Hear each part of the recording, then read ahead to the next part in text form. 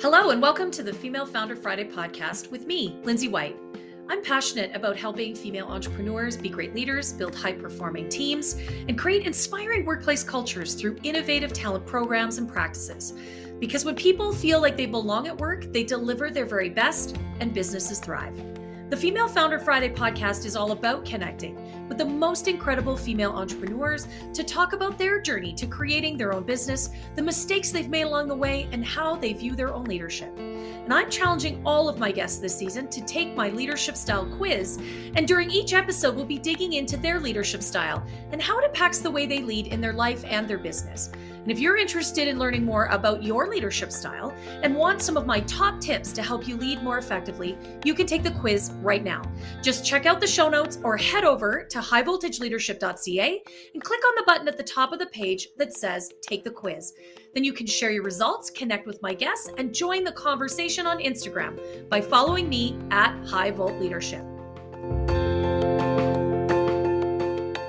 Awesome. Well, welcome to another great episode of the Female Founder Friday podcast. And I have with me today Andrea Jenson. She is the Cash Flow CEO, and I love that. It's super catchy. And she's here to talk to us today a little bit about her journey and how she got to be an amazing female founder. So, Andrea, welcome. So glad you're here today. Hi, thank you so much for having me. It's absolutely my pleasure. And you know, I've read your bio. I've been to your website. I've been stalking you a little bit online. But I'm super curious about your journey, the backstory, how you got to be a female founder. Sure. Well, if we go way, way back, it all started with me wanting to play soccer. Awesome. Kind of a story, right? So I was playing soccer in college and was purely there because I loved the sport and I really liked it. And so I had to decide on a major. And so I landed on business and I started taking some accounting classes. And lo and behold, it came very naturally to me. And so I was getting great grades in my accounting classes without having to put too much effort in. Oh. And one of my professors pulled me aside and he said, you know, not very many people, this just comes naturally to. Yeah. Thought, that's so. Okay. So, of course, I just kept taking more and more accounting classes because it's kind of the way that my brain works. And so fast forward, graduated with a business degree, international business and accounting, and went to work for a venture capital firm where I really fell in love with business just as a whole. I come from an entrepreneurial family, and I myself am a fourth generation entrepreneur. So I'd grown up in that environment, and here I was a small business entrepreneur environment growing up. Both my parents owned businesses. And then I had this education, and then I went to work for a venture capital firm. So I learned big business, right? The corporate type. And so I had this balance of well, this is what I've seen my parents do in their business, and this is what I've always known and experienced. And then here's how other people do it. And it kind of was it really opened me up to the possibilities of what exists out there. And so I took a lot of the foundational pieces that I learned from watching my parents do business on how they did customer experience and customer service, and really just treated everyone as if they were coming over to our house, right? All of their clients. I love that. Mm-hmm. And I took that to an industry that was completely the opposite, accounting and finance. Right. And so that's how I ended up, deciding that the way that the traditional accounting firm is, and the way that a lot of the financial businesses that support business owners, weren't the way that I thought business should be handled from a experience side. Right. I saw all these clients not wanting to pick up the phone and answer when their accountant called, or not wanting to do any of that stuff because it was an uncomfortable conversation. Yeah. And so I thought, let's try it a different way. And so that's how I decided that I wanted to start my own business. Yeah. And it's really gotten me to where I'm at today. I love that. I love that. I wrote that down, that phrase about, it should be like you're just coming over for a coffee, right? Like that you are just, having a conversation with a really great friend. That's absolutely brilliant. Absolutely. And I think that's the way that business should be. It should be relational. It should Yeah. be, all of our clients, we have such great conversations outside of the nuts and bolts of what we do and how Yes. we help them with their finances. We've created relationships, and I think that's really important for businesses, especially in our industry, right? Yeah. It kind of bucks the norm, which is cool. Well, and I think you get so much more, whatever service you're offering to a small business, whether it's finance or it's leadership and culture and people operations like I do, the more you can understand about the business and in particular the business owner, the better you are able to provide service for them, the better you're able to provide support for them, the better you're able to, sort of partner with them. Like, I actually think that that's really key.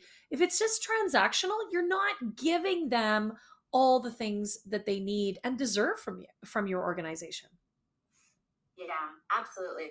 There's so much, when you work with other business owners, entrepreneurs, there's so much that happens between the lines Yeah. that having that relationship, that foundation is going to help you to pick up on those, but also just having that emotional intelligence of being able to read between the lines. Like, they might be saying one thing, but you're watching their body language, or you're observing or feeling different things. And it just, sometimes the conversation goes a little sideways, but it helps you to really like deliver top quality service to them, and you really are becoming a partner at that point. Yeah, and I think for most of us, that's really what we deeply desire, is we want to be business partners, right? We care deeply about our clients and their business. And in order to do that, it really is ultimately about the connection that you make, connecting with people, right? And I say this all the time to my coaching clients, but managers manage tasks, leaders lead people. And it's whether it's internal to your organization or it's external when you're working with a partner or a client group. Like, it's really about that person to person connection and interaction that makes all the difference. Mm-hmm. Yeah. Yeah, absolutely. Yeah. Absolutely. That's awesome. I really appreciate that. So where are you at today, Cash Flow CEO? What does it look like in your business today? So our team is ever growing. I feel like we joke that we're a staffing firm, a recruiting firm, because we're growing so fast and we get to add so many amazing people to our team on a regular basis. So we've gotten really good at that. And we've really, taken a step back as we've grown. We've doubled every year in revenue and team size since I left corporate. And really what we've learned is that you need to step back and put some really strong systems and processes in place. Yes. So that you can continue to scale, and you can do it without, feeling like your hair is on fire and that you're constantly being reactive. Yeah. Proactive. Yeah. I love it. I think that's really important, right? Like, to try and get out ahead of it is absolutely key.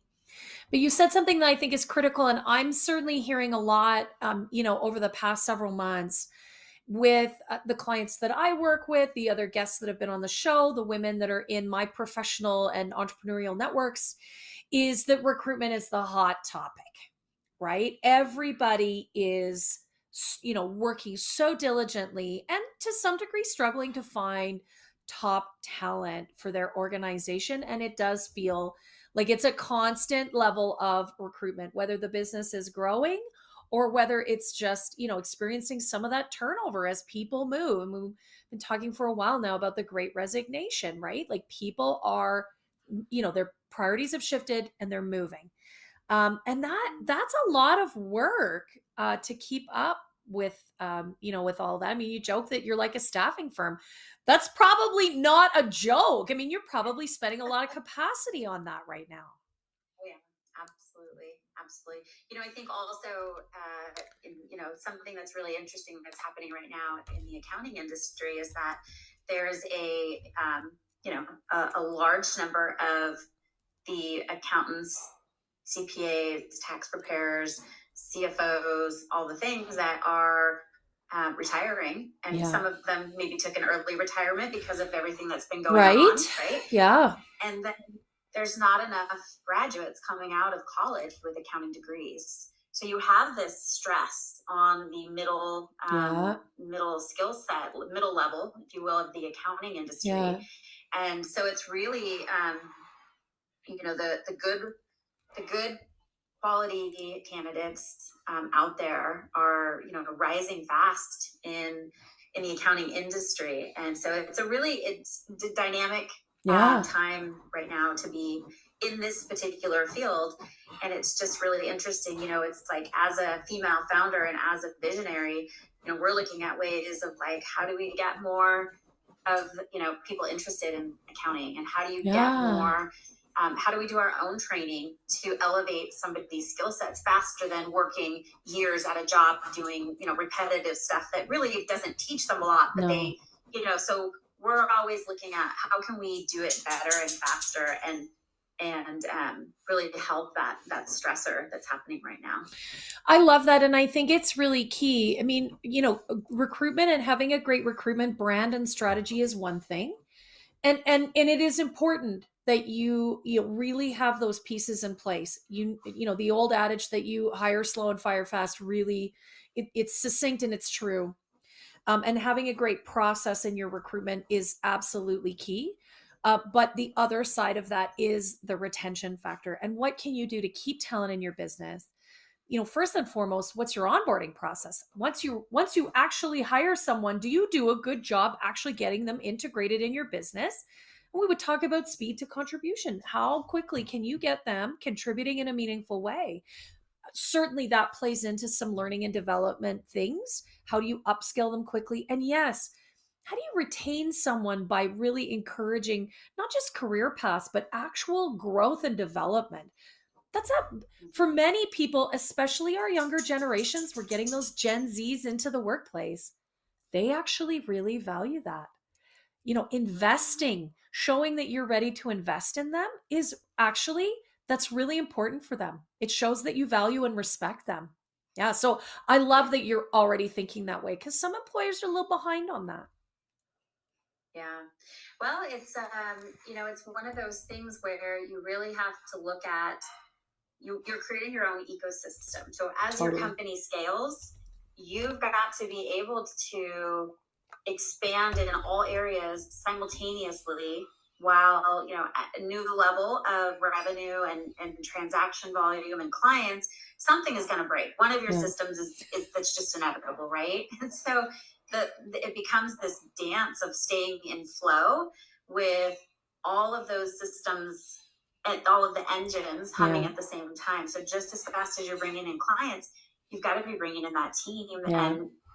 And like you said, I love that about how fast can you get them to productivity, because that's money. And when we're talking cash flow, that's an investment. And a lot of business owners, I'll just take this opportunity to kind of talk about that for a second, because it's really important for business owners to understand is that when you're managing the capacity of your team, it has to be in lockstep with what's happening in your sales funnel. And you have to be monitoring your closed conversion rate and understanding that at each, monthly interval, how many new clients do you expect to come in? What does your current staff load, utilization look like? And be planning ahead. So if it takes 30 days before one of your new team members is going to be servicing a client of yours, that period of that salary that you're covering, that 30 days is an investment, and it's coming out of your profits. And it's really important for business owners to understand that it doesn't come out of your operating cash flow. It's actually a reinvestment into the future growth. 100%. And that is from your profits. It's like the angels are singing as you're talking about this. And we were sort of chatting before we hit the record button. But this is what I am, sort of constantly preaching is, you can scale your business. You can ramp up the sales. You can market and advertise. You can add all the top line revenue. But if you are not focused equally on how you are going to resource those sales, the talent in your business, and as well, your capacity. Because as your business grows, your role as a female founder needs to shift. You need to change. It needs to look different. And you can no longer work in your business. You need to work on your business. You need to become that strategic leader, that visionary you talked about, Andrea, which is a beautiful word. And how do you do that? Right? Like that, I think, is the tricky part for many female entrepreneurs is we are so accustomed to working in the business, being in the weeds, leading from the, leading the front from the front. And in fact, as we scale and grow our businesses, we actually need to start to learn to lead a little bit more from the back or way a little up higher, from that 50,000 foot view. So I love that. You and we are totally talking about this in the same way, and really finding those right people to do the right jobs and do them well. You're right. It's such an investment in your organization. And can I also add, having a great culture is an investment in your organization. Absolutely. Now, I'm going to ask Andrea in a minute to tell us about her leadership style, because she took my leadership style quiz. We're going to talk a little bit about her style and how that shows up in her life and in her business. If you want to know what your style is, you can take the leadership quiz right now. There's a link in the show notes. You can go to the website, highvoltageleadership.ca. There's a button at the top of the page that says take the quiz. Press the button, take the quiz. It takes a couple minutes. It's fun. It's informal. You'll learn something. And I'm going to send you 2 or 3 of my top leadership tips that will help you be a more impactful leader right now today. But Andrea, tell us what's your leadership style and what does that mean for you? Mm-hmm. So I think this a bit comes natural to me. It's a delegator. And I think that something I learned early on is that, we have a limited resource, which is time. Yeah. And you have an abundance of things that need to be solved in your business. So that's not going to ever change. But what is how do you tackle that? So one of the things that I embraced early on is to hire really smart people and then get out of their way and let them do what you've hired them to do. So my team, sometimes it's funny, I'll say, I'm not micromanaging this thing, am I? And they just laugh and they go, you are the farthest thing from a micromanager. And I'm like, okay, good. Because that's, when you look at the amount of things in a business that have to happen, if you were to try to attempt even just a small fraction of those on your own, you're going to stifle your business. You're going to become the bottleneck and things are just not going to get done. Yes. So it's back to that word flow, right? You've got to keep things flowing in the business. And in order to do that, you've got to lean on and trust that your team members, that you've spoken enough about the big picture of what the company stands for. You've talked about your values, your culture is strong, that they're going to represent each of the things that they do in the business in a way that you would, or, and actually I love what you said, because when you get to a certain point, you really are like, you should be off the org chart entirely, right? Well, so what does that look like? Yeah. And that scares the heck out of some people, right? Yes. Because they're like, no, I have to hold on to it. It's like, you can, but you're not going to get past where you are. Right. If you do that. Right. And that's exactly what we were sort of talking about before we hit record, is like, you can't scale to that, if it's scaling to the 6-figure mark or beyond that to the 7 and beyond mark, there's a point in which there's not enough of you to go around. And it can be challenging to shift your own mindset, your own approach, your own leadership, to be able to embrace that now you have this team. You can delegate. You're right. There's certainly an element of trust in there. You have to have that trust. And if you don't, maybe you don't have the right people. mean, that would, that would be the first thing. But you have to trust yourself too. You have to trust yourself that you are able to create that vision, to enroll them in what you're doing, to get them to believe in the work, and also to hold them accountable to the results. You have to be really great at communicating. Those are important leadership capabilities that shift in importance as your business grows and changes. Mm-hmm. Yeah, and I would just add on to that, systems. Yes. What you measure matters. And that really becomes, that's how you build the trust with your team, is you set up, here's what success looks like in your role. Yes. And you give them, bumper rails. Like if you're going bowling with my 3-year-old, we put up the little bumper rails on the bowling lane, and they know where they stay within, and then they feel successful. Therefore, they do a better job for you. Yes. Because you're very clear on the outcome that makes everything, work together in the business. Beautifully said. Exactly. Tell them what you want. Be clear. Give them examples.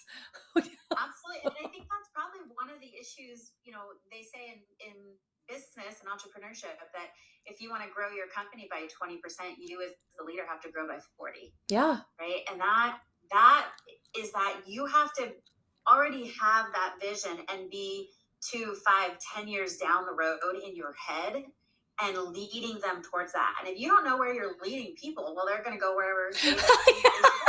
Right. They're just going to wander around in the woods. Yes, 100%. And, that's what I love about the coaching work that I do, is really helping female founders who have that stuff sort of in their head actually get it organized, prioritized, and then be able to share that in a way that's meaningful for their whole team and their future team, and then structure their people strategy around that so it really accelerates their business plan. That's what we all really want in our business, and it's super fun when you see it come together. I love it. What about, and I love asking this question because it always elicits a bit of a giggle, where have you made missteps or mistakes, and what have you learned from those, Andrea, along the way? Yeah.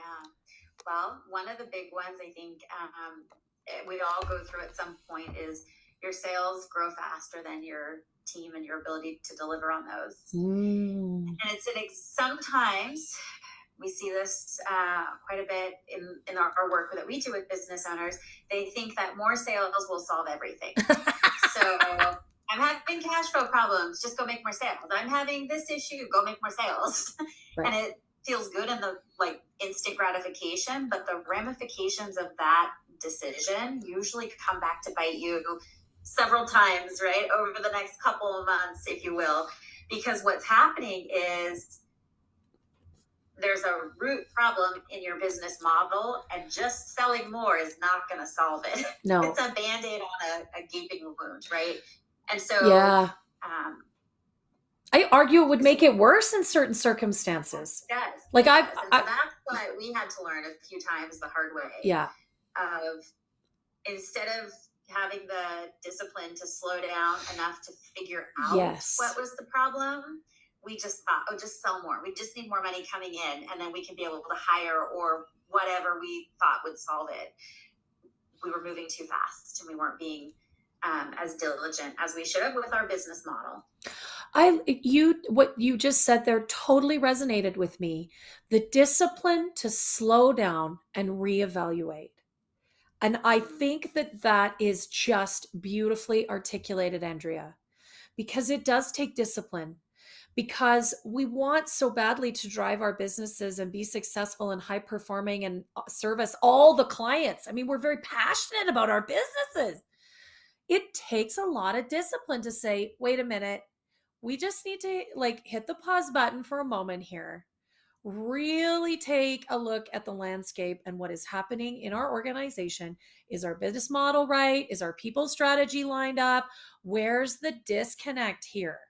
And then how do we solve that problem? What do we need to do? Do we need, who do we need to call? Do we need the bat phone? What are we doing?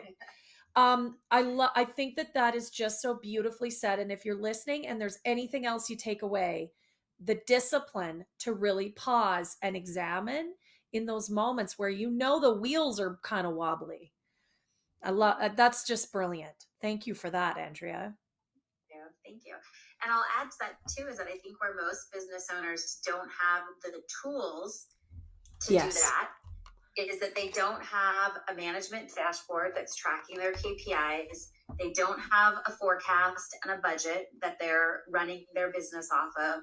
And they're not looking at every month when they close their books, they're not looking at a budget versus actual comparison line by line to say, okay, when we talk about creating a budget with our clients, we try and make it super simple. We're like, there's 4 big buckets you have to worry about. Every dollar in revenue that you make equals 100%.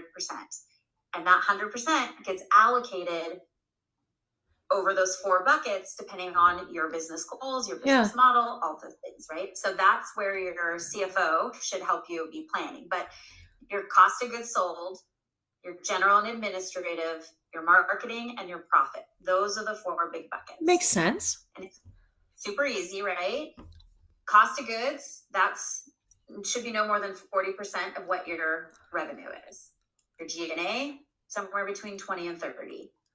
Your marketing, between 5 and 10, depending on your customer acquisition cost. And then your profit is servicing existing debt, it's paying income taxes, it's reinvesting into growth, and it's paying distributions to the owner. Yeah. So if you understand, and every dollar that comes in revenue has a purpose in the business model, then you have a dashboard that's going to tell you where you're falling off track. And then that dashboard you look at every month and you examine your KPIs and you go, okay, when my marketing's good, my G&A is good. Oh, dang, look at my cost of goods. And if you're a service-based business, it's cost of revenue, but for simplicity, let's just call it cost of goods. Yeah. You can see, okay, something's wrong. What changed? Why is this not matching what I planned? And then you focus on fix that. And then next month you measure, analyze, and adjust. And just, if you keep that cadence in your business, then you're going to catch the little things before they become big things. And you really have to, put the brakes on and go back and fix stuff, right? You're able to keep humming along. Yeah, I love that. And I would suggest that you can do that on the people side of your organization too. What are the important key indicators in your organization from your team's perspective?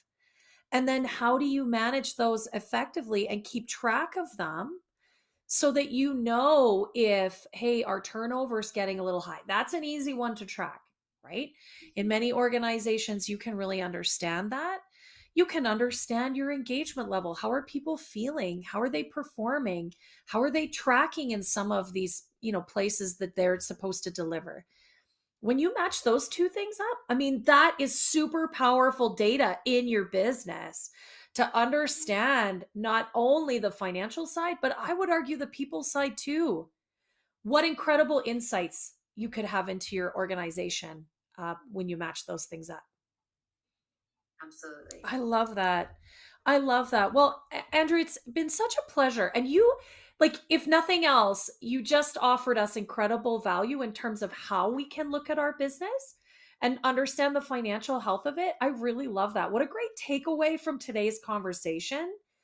Thank you so much for adding that incredible value for all of us.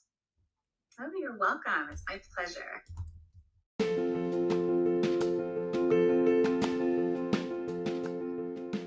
Well, thank you so much for tuning in today. I sure hope you enjoyed listening as much as I did hosting this conversation.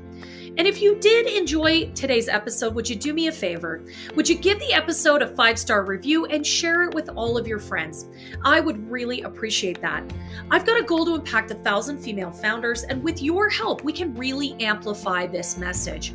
Thanks again for being a part of the show, and don't forget to connect with me and all of my guests on Instagram @HighVolt Leadership. We'll see you next Friday.